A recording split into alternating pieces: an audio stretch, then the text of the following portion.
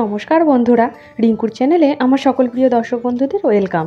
আজকে আমি আপনাদের সাথে মুগের তরকার একটা নতুন রকমের রেসিপি শেয়ার করতে চলেছি, যেটা গরম গরম রুটি পরোটার সাথে খেতে খুবই ভালো লাগে। এখানে আমি মুগ কড়াইটা লবণ দিয়ে প্রেসারে 2টো সিটি দিয়ে নিয়েছি।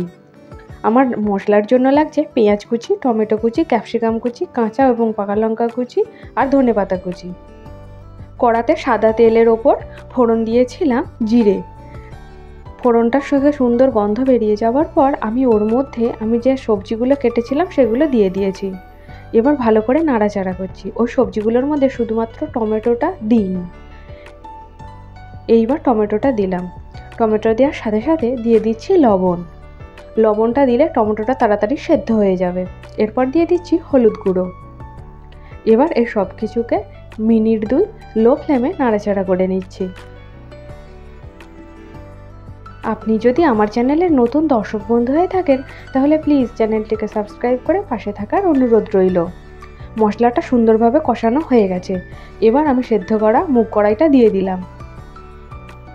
এবার সব কিছুর সাথে মুগ কড়াইটাকেও কষিয়ে নিচ্ছি।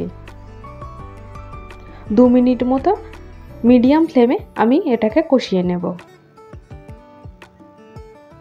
এরপরে আমি দিয়ে দিচ্ছি ফেটানো টক দই 2 টেবিল চামচ। এই সময় গ্যাসের ফ্লেমটা লোতে রেখেছি আর দইটা দেওয়ার সাথে সাথেই আমি মিশিয়ে নিচ্ছি। হাই ফ্লেমে যদি দইটা দিই তাহলে দইটা খেটে যেতে পারে, সেই জন্য ফ্লেমটাকে লোতে রেখে আমি দইটা ব্যবহার করলাম। এবার মিনিট 4 আমি ভালোভাবে এইভাবে নাড়াচাড়া করে নেব। সুন্দরভাবে কষানো হয়ে গেছে। এরপর আমি এর মধ্যে দিয়ে দিচ্ছি তরকার মশলা। এটা 1 চা চামচ মতো দিয়ে দিলাম। এবার খুব ভালোভাবে মিশিয়ে নিচ্ছি। এই মশলার সাথে মুগ কড়াইটাকে যত নাড়াচাড়া করব তত বেশি এর টেস্ট বাড়বে। এইবার আমি এর মধ্যে দিয়ে দিচ্ছি অরিগানো। অরিগানোটা খুব অল্প পরিমাণে ব্যবহার করলাম। এতে তরকার টেস্ট দ্বিগুণ বেড়ে যায়। এবার ভালোভাবে আবারও মিশিয়ে নিচ্ছি। সুন্দরভাবে কষানো হয়ে গেছে। এবার সবশেষে আমি দিয়ে দিচ্ছি গাওয়া ঘি।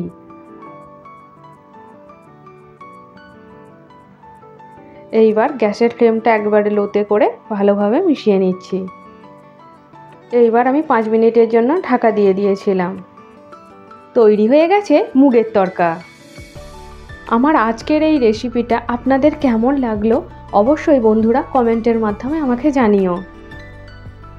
এইবার তরকাটাকে আমি একটা প্লেটে সাজিয়ে নিচ্ছি। এইভাবে যদি আপনারা মুগের তরকাটা বানান তাহলে আমি কথা দিচ্ছি আপনারা আঙুল চেটে পুঁটে খাবেন।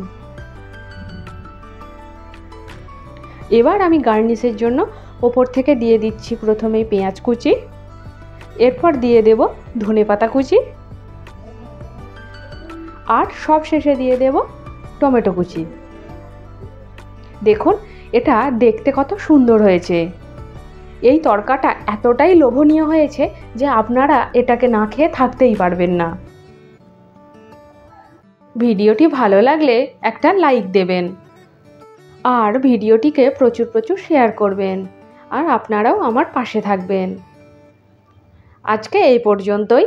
আবার আপনাদের সাথে দেখা হবে অন্য একটি পর্বে অন্য একটি নতুন রেসিপির সাথে। ততক্ষণ সবাই ভালো থাকবেন, সুস্থ থাকবেন, সাবধানে থাকবেন। ধন্যবাদ।